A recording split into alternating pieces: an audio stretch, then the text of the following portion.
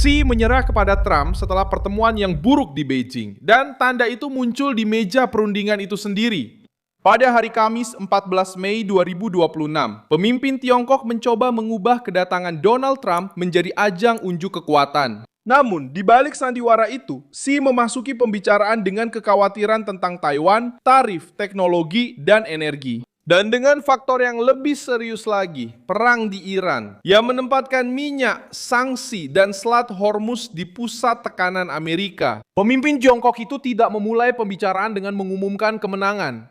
Dia berbicara tentang jebakan Thucydides, ketidakstabilan dan risiko konflik karena dia tahu bahwa Trump datang ke Tiongkok dengan senjata yang benar-benar dihormati oleh Beijing, yaitu tarif, teknologi, pasar konsumen, dan tekanan terhadap jalur energi. Jebakan Thucydides adalah pesan yang paling mengungkapkan. Istilah ini menggambarkan risiko perang ketika kekuatan yang sedang naik menantang kekuatan yang sudah dominan.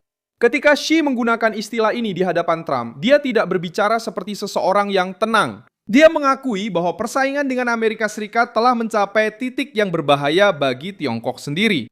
Beijing ingin berkembang, ingin menguasai teknologi, ingin menekan Taiwan, ingin memperluas pengaruh di Timur Tengah. Tetapi mereka tahu bahwa konfrontasi yang salah perhitungan dengan Trump bisa sangat mahal harganya. Saya akan segera menceritakan semuanya kepada Anda, tapi sekarang Anda pasti ingin berlangganan saluran ini agar tetap mendapatkan informasi yang baik. Informado, informações em tempo real. Terinformasi, informasi secara real time, dengan kualitas jurnalistik terbaik. Segera berlangganan saluran ini, dan aktifkan lonceng notifikasi untuk menerima notifikasi video baru. Memperingatkan tentang risiko konflik jika Taiwan dikelola dengan buruk, serta membahas perdagangan, teknologi, dan Iran. Taiwan muncul sebagai luka strategis bagi Tiongkok.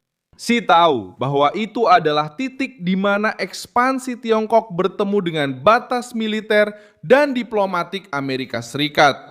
Ketika Beijing bersikeras bahwa Taiwan adalah urusan internal, mereka mencoba menjauhkan Washington dari wilayah paling sensitif di Pasifik. Namun, Trump tidak datang ke Beijing sebagai tamu biasa. Pertemuan itu bukan tentang kesopanan.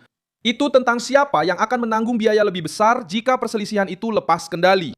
Tarif juga menjadi beban. Tiongkok bergantung pada ekspor, akses ke konsumen asing, dan stabilitas untuk menjaga mesin industrinya tetap berjalan. Faktor yang memperburuk semuanya adalah Iran. Xi sudah khawatir tentang Taiwan dan tarif, tapi perang di Iran menempatkan bom ekonomi di hadapan Beijing. Tiongkok membeli energi, bergantung pada jalur laut, dan menggunakan hubungannya dengan Teheran sebagai alat pengaruh untuk menghadapi Amerika Serikat. Tapi Trump membawa hubungan itu ke dalam pertemuan. Menurut Reuters, perang di Iran mendominasi kunjungan tersebut dengan serangan terbaru terhadap kapal-kapal di dekat Hormuz dan tekanan Amerika agar Beijing berperan lebih aktif terhadap Teheran. Setelah pertemuan, Gedung Putih menyatakan bahwa Trump dan Xi sepakat bahwa Selat Hormuz harus tetap terbuka dan Iran tidak boleh memperoleh senjata nuklir. Inilah poin yang mengubah pemahaman tentang pertemuan tersebut. Xi tidak hanya membela perdagangan Tiongkok, dia juga berusaha mencegah agar perang di Iran tidak langsung memengaruhi perekonomian Tiongkok. Hormuz adalah jalur vital bagi pasokan energi, dan ketidakstabilan di wilayah tersebut mengancam kapal, asuransi, harga, dan pasokan. Reuters melaporkan bahwa impor minyak Tiongkok turun sekitar 1/5 pada bulan April akibat dampak perang di Iran dan krisis di Timur Tengah. Bagi sebuah kekuatan industri, ini adalah tanda peringatan. Tiongkok yang aman tidak perlu membahas pembelian lebih banyak minyak Amerika untuk mengurangi ketergantungan pada jalur yang berada di bawah tekanan. Namun, itulah yang muncul dalam ringkasan pertemuan tersebut. Tekanan itu sudah ada bahkan sebelum Trump memasuki ruangan.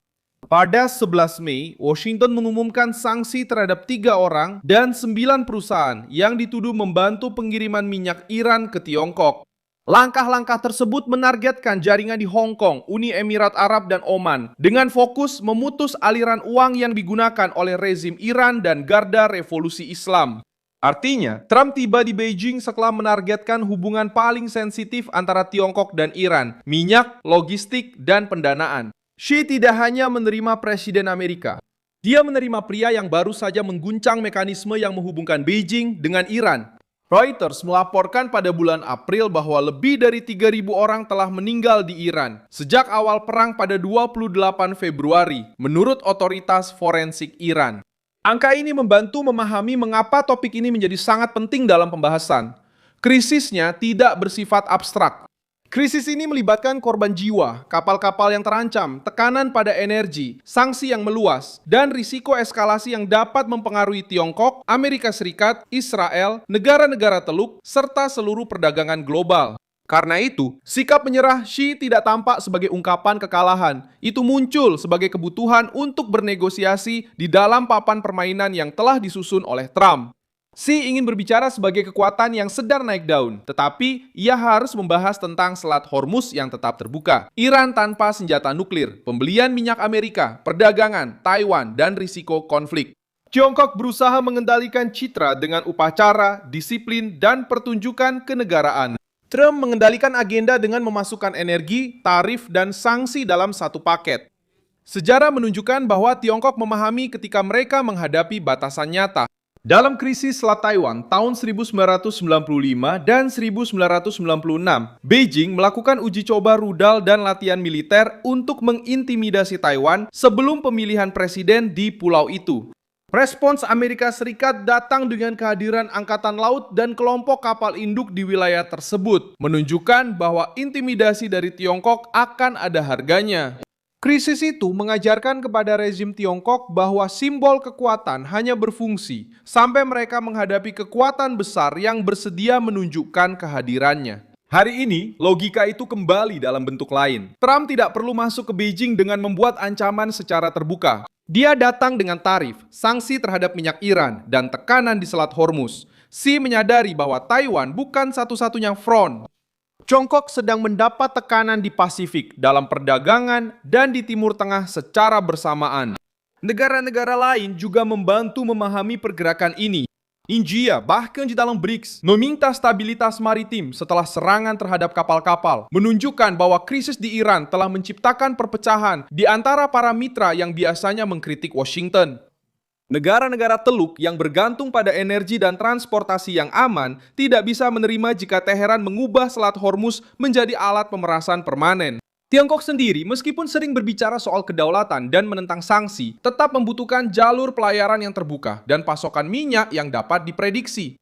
Inilah dilema Xi. Dia tampil berdampingan dengan Iran dan Rusia di panggung diplomatik. Namun, ekonominya membutuhkan jalur-jalur yang hanya tetap aman jika Amerika Serikat terus menjaga tekanan militer, perdagangan, dan keuangan. Xi keluar dengan terpaksa mengakui secara terbuka bahwa Selat Hormuz harus tetap terbuka dan Teheran tidak boleh memiliki senjata nuklir. Bagi Tiongkok yang berusaha menampilkan diri sebagai kekuatan dominan baru, hasil ini menjadi beban. Saya Milson Alves Global, dan tujuan saya adalah membuat Anda tetap mendapat informasi yang benar setiap hari. Tautan berita ada di deskripsi video. Beri suka pada video ini, berlanggananlah ke kanal, dan di akhir, lihatlah komentar agar Anda bisa lebih terlibat dengan komunitas Milson Alves.